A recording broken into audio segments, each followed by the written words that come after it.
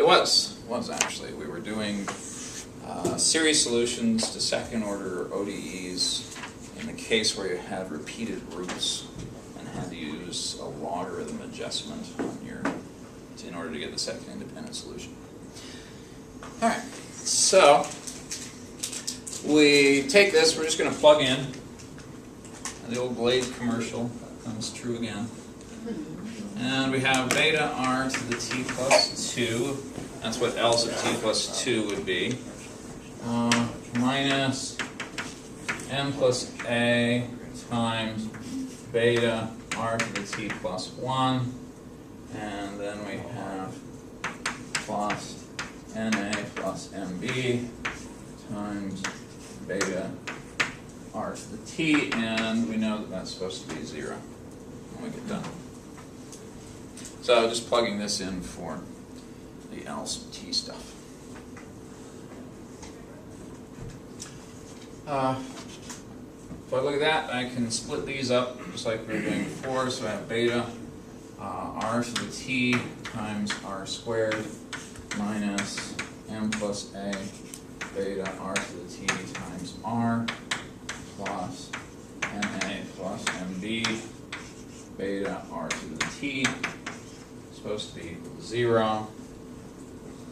Usual thing that we always do when we have this kind of stuff, we factor out all the common factors, which leaves me with, so I have a beta r to the t now that's inside of every one of the terms. And that leaves me with, lo and behold,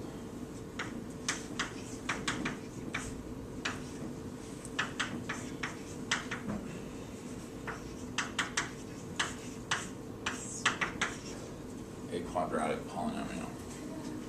Okay. So, tell me again why we're allowed to just replace L to the t with a random function that would cancel each other. This word is the key one. I've thought about it a little bit. Said, oh, look, I think exponential functions have the right property here, in that when I plug in t plus 1 and t plus 2, I get out the same kind of function as I do when I just plug in t. And so I think I could get, if I plugged in an exponential function, I think I could get this to cancel because everything would look the same. Okay. And so then I say, well, okay, so let's try it. Let's see if we can make it work or And not. then you will not do that. And so now we're going to try and get it to work. Okay. So this is an experiment. We don't know that this works, but we've done a little intuition about it, and now we're going to try our intuition. All right. And of course, this being a math class, inevitably the intuition is correct. Whereas if you were doing this for the first time in real life, 2-3 years later, after you've played around with all sorts of different things, you finally land on the one that works. Or, in the case of, say, Andrew Wiles or something, 15 years later, 15 years and 200 pages later, you land on the thing that actually works. And then you find out that it doesn't work, and you have to spend another 3 years getting it fixed. Was it 3 years? I didn't think it was that long. Maybe it was just 2. It was a while. He got the medal, but they made. He didn't get one the for him. Fields Medal. Not the Fields one, but they made out one for him because Yeah, they felt bad. They're like, oh, he's over 40, but he solved this. but he actually solved it when he was 39. 39. So I guess it was about a year and a half. Yeah. Yeah, that's true.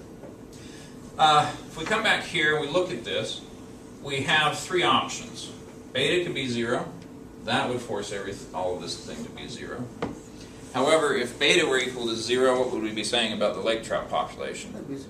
It's always 0. You never have any lake trout. Which, okay, that works. If you never have any lake trout, you're never going to get any. But that's not the solution we're interested in. We know we have lake trout, so that we're out on that one. R to the t can be 0. But if r to the t is 0, that's the same thing. Lake trout population would have to be 0, and we don't want that. So it boils down to these two can't be 0 just for physical reasons. And so this must be equal to 0.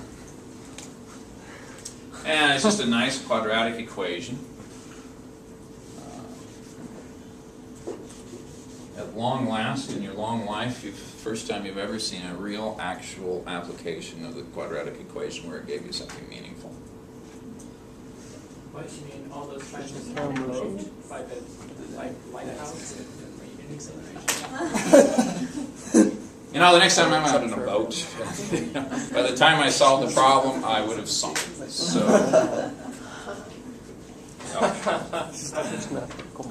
alright, so we have that. In my doctoral thesis, I found another really cute, really cool one that comes from the theory of cubes. And then you do some really fun playing around with plus and minus to argue that it has to be a certain way. It was really fun. That's when I finally learned to appreciate the quadratic formula. So we have this, so let's see, quadratic formula is negative b. So we're going to have m plus a plus or minus the square root of b squared. So we'll have m plus a squared minus 4 times a is just 1, so that doesn't really matter, times c, which is na plus mb, and that whole thing is divided by 2 times a, which would just be 2.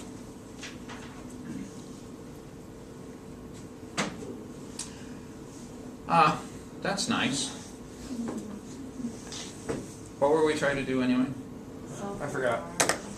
Yeah, that's the nice, one of the things about these kinds of problems is you get halfway done, you actually solve something, you think, wow, a solution, then you realize that that was just one little piece of what you're actually trying to do. So, in terms of what we were actually trying to do, where are we? We found R's, 2 R's that work. We found R, and you've hit on one of the problems. We actually found And, 2 of them. Oh, great. Well, we actually should respond with it's the correct term, the wrong tone. The right tone is, oh, great, yes. There's a complication here, I have to figure out what's going on. So what I have from this are 2 possible solutions. So I have L sub t is equal to, and I'll call it beta 1 now, because since there's 2, I've got to distinguish between my betas. And R is this lovely thing. So I'd have m plus a, we'll go with the plus sign on this one. And so I have m plus a squared minus 4 times ma plus mb, all divided by 2 raised to the t. So that's one solution. Apparently, though, this one, this would be potentially a different constant. See? Sorry, not to interrupt. Do you have the other memory card that I gave you yesterday? No, the Faculty Technology Center still has it. I'm sorry. They're processing it for me. Okay. But we do have the flip here, so if Okay. you run out, we're fine. Yeah, I know. Okay. We'll be all right. Thank you. But yeah, they didn't get back to me yet. Oh, we do. Thank you. Glad somebody's watching the clock. This is much too fun. Just leave it up on I the get wall, lost have in the it. next class look at it and be scared. Yeah, true. The next class is math history with Brother Goodsell. Oh, scared. He would appreciate that. So we'll leave this side out. I need to erase this just out of professional courtesy. Well, what's that funny squiggly with a sub 2? Is that a P? Beta. It's the Greek letter beta. That's beta? Yeah, sorry. Oh, it's a does little, it just lose its top or something? the top loop got a little. Oh, okay. I just meant, I thought it was a funny P or something. I sometimes squeeze my loop. Wait, no.